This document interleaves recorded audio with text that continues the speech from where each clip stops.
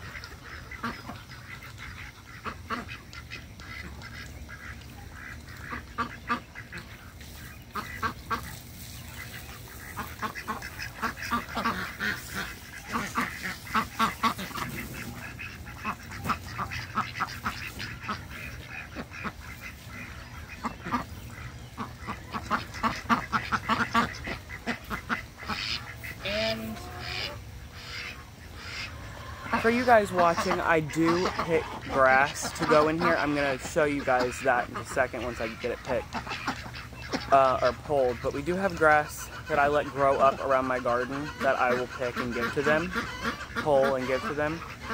And they really enjoy it, and it's become part of their routine.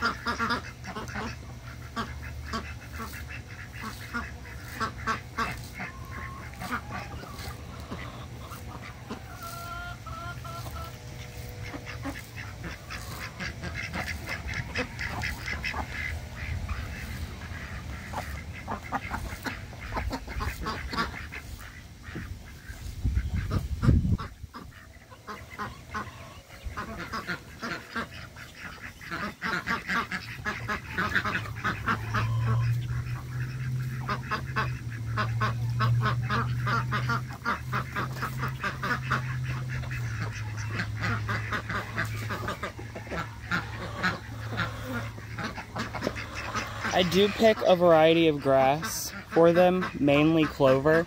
You will see that the one female right here is limping. She's in here because she's limping because of my other males. The males that are in here are not that aggressive right now, so she's fine, but I have been having to pick her up and put her in the pool. She didn't really like the pool before, but she does enjoy it. And I'll get a closer angle in just a minute.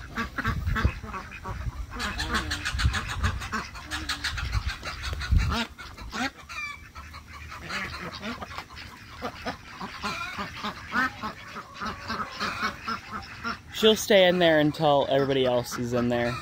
But I am going to be getting a closer angle. Let me pick some more grass really, really quick, and then more.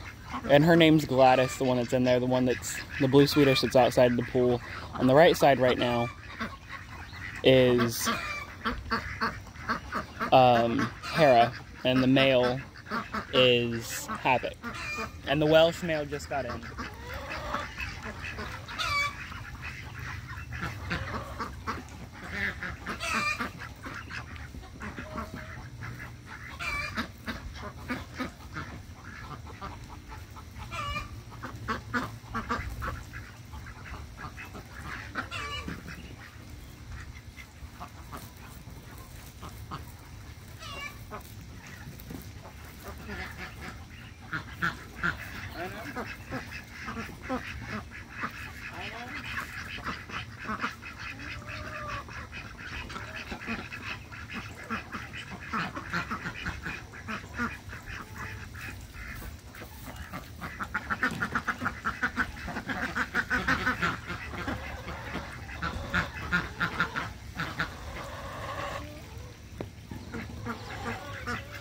But yeah, these guys are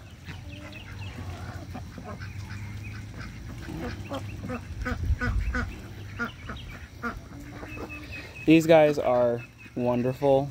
I really do enjoy having the ducks around. They're a little bit more interesting than the chickens, and they might take a little bit more effort with waters, but it's not that bad. I mean, I really do enjoy it. And hatching out, since we aren't allowed to have a rooster here where I am, because we are in a neighborhood, for anybody who's new, this just works so much better because the drakes are quiet, and so that's me still getting my access to babies. Me still being able to have babies and just having to sell them or keep them, whatever I'm doing. But the two main things that I'm working on, the two main flocks are the Blue Swedish and the Welsh Harlequin. I have two playlists on my account. They have not been updated in a while, because I think the main time that they're going to be updated is in the spring, or if I do another hatch out this year, which if these Welsh females start laying, then I'm gonna then I might hatch out. And if Gladys, the one that's hurt, she starts laying again, I would like to separate her out with the male that I've had, the male Blue Swedish, and get some more kids from them so I can breed in the future. Or so in case something does happen to her and she's not laying anymore, that she will continue to, that I will at least have a line from her. Whether she's bred next year really at all is up in the air as of right now because of her leg. It's getting better, it is, but it's still uncomfortable for her, and I feel really bad. So I'm working around it. I had hopes for her, and if she doesn't want to, or if breeding isn't the right option for her, then it isn't the right option. But if I can at least get some kids right now, that'll be fine. Yeah, Marco and Frenchie. Marco's the one who just jumped out of the pool, and Frenchie's the one who jumped in. They have been at each other's throats for the past 2 or 3 days. So they're going to be separated out away from hens entirely, because I'm done with it. They're going to be moved out because I really don't want them around, because I don't know what they're mixed with or what they are and everything else. They're very beautiful, so I do want to keep them, at least for right now, and maybe change my mind later down the road. The same thing with one of my my black Cayuga Drake. I want to keep him, but he is very aggressive towards the females when he's trying to breed. So I would like for him to be moved out with Marco and Frenchie, and it be okay like that. And then my other 2 khaki Campbell Drakes are going to my great-grandparents' house. And that's just how I'm having to do things. I don't want to really get rid of them, because if I do get more land, then I would like to continue some things, but right now I can't. Because I don't know what Marco and Frenchie are. I don't want to go out searching for females and get females and then potentially be that. I don't really want to do crosses either. And then with khaki Campbells, I don't particularly like the breed. I know a lot of people do. I don't. That's just my personal preference.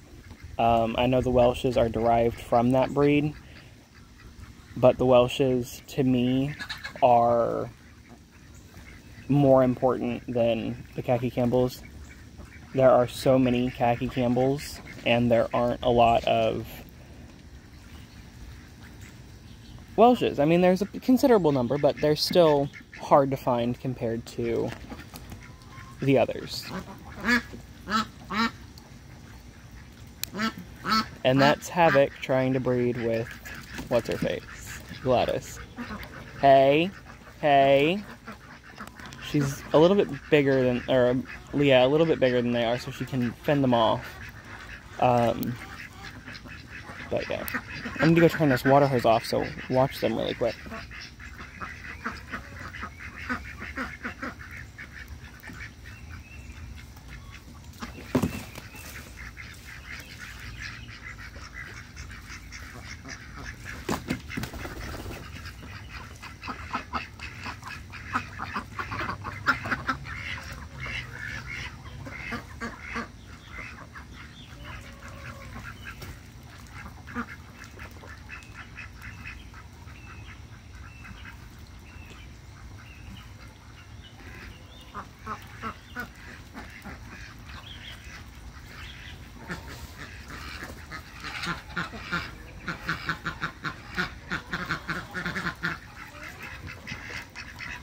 My plan with these guys as of right now are like breeding plans for next year, and keeping ones is the Welsh Harlequin female that's right there.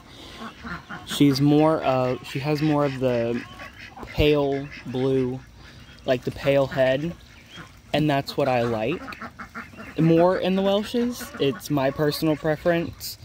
I'm not going to get rid of the other female because she doesn't fit what I want. She's staying. She'll be long-term. And I might keep kids from her later on. And Bodie, the male Welsh Harlequin, he has that gray head as well, or paler head. So I want to breed him to her, see what they get, see what the offspring look like. Maybe keep a group of, I don't know, 4 or 5 females of theirs, and then pick the best looking one overall. That would be the ultimate plan for them. Just so I have 3 breeders, or 3 females and 1 male. With the blue Swedishes, I would, and this plan hasn't really changed, I want to keep silver Swedishes. My original plan was to keep a male, yes, but we have so many males, and I've looked through breeding plans for blue Swedishes for so many hours, and it's better if I keep 2 females and get 50% silver, 50% blue to hatch out, than keep another male just to get 100% silver. So I would rather wait, and I already have 2 blue Swedish males. So it makes more sense for me to keep to keep silver Swedish females, sorry. A lot of Swedishes and a lot of everything else. But yeah, that's the plan as of right now, because it's easier that way on me and everything else that I'm doing. I mean, it's not a whole lot, but it's easier for what I'm doing. Just to keep those, so I don't have to keep another male and keep them separate from the rest of the flock and worry about overbreeding and things like that. And I'm having to worry about that now because I have 1, 2, 3, 4, 5, 6 drakes. Well, I have 8 in total, but 2 are separate. But those are leaving, and then 2 of these guys in here are getting moved to another area. And then one of my other drakes for the main flock. So the two are I think the 2 main drakes are going to be Bodie and Guppy. One Welsh Harlequin, one Blue Swedish, and that's it. I might keep Havoc full-time in there, and then just separate out during breeding. And that's the ultimate plan, but I never know what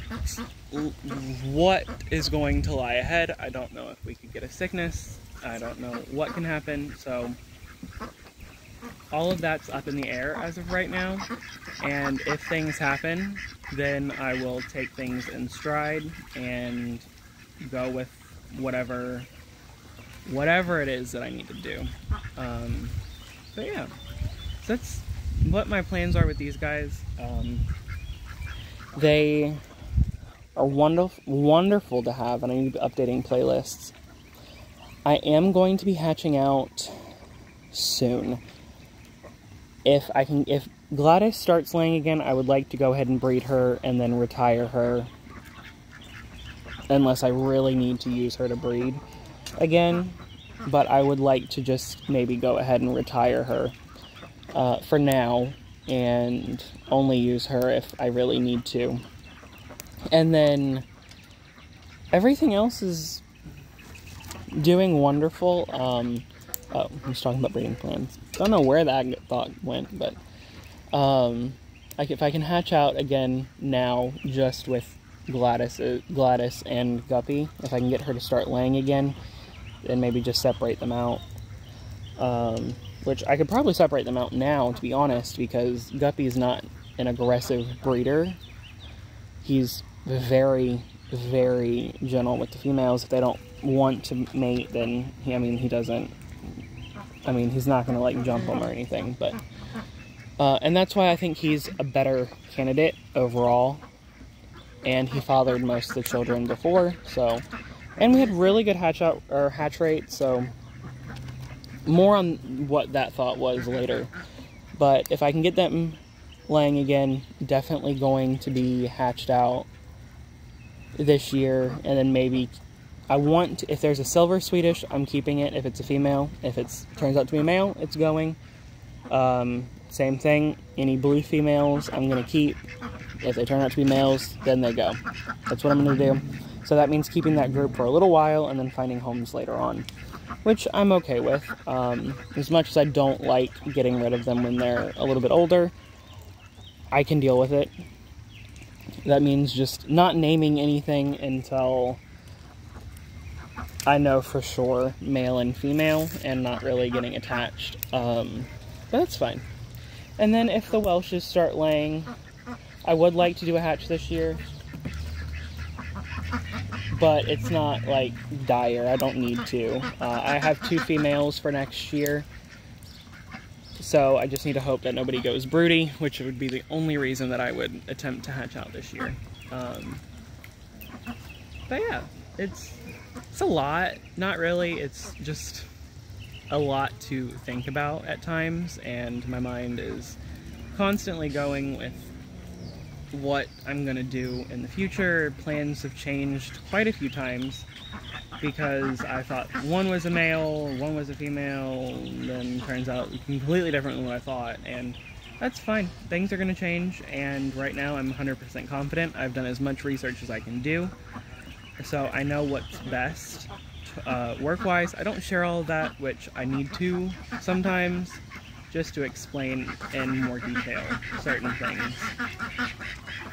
But we're running low on this timer that I have, so I will probably have to end, but it is a little muddy. We've had a lot of rain, so it's not ideal, and they would be out with grass and everything else. We have such bad hawks, and we have cats that hang around here, and we have random dogs that a dog could climb the fence. Hop the fence if it really wanted to, but deters them quite a bit just being in here. And the hawks, we don't have aviary netting on here, but they have the option to go up, and they know where that is, and they're not spread out around the yard. So I know it would be easier to do differently, but this works for me. They're going to be going into the main flock area soon enough. It just hasn't happened yet. I'm waiting for them to start laying, and then Gladys had her injury the other day, so I've kind of kept them separate, just trying to see what happens with her, because I want her to be okay before I do anything else. But I am going to be doing videos on how to sex ducks by voices and bills and things like that. So thank you guys for watching, and I will see you guys in another video on Friday. So yeah, be tuned in for that, and I don't know what type of video that's going to be as of today, Monday, but we'll find out soon enough. Thank you guys for watching, and we'll see you in the next one.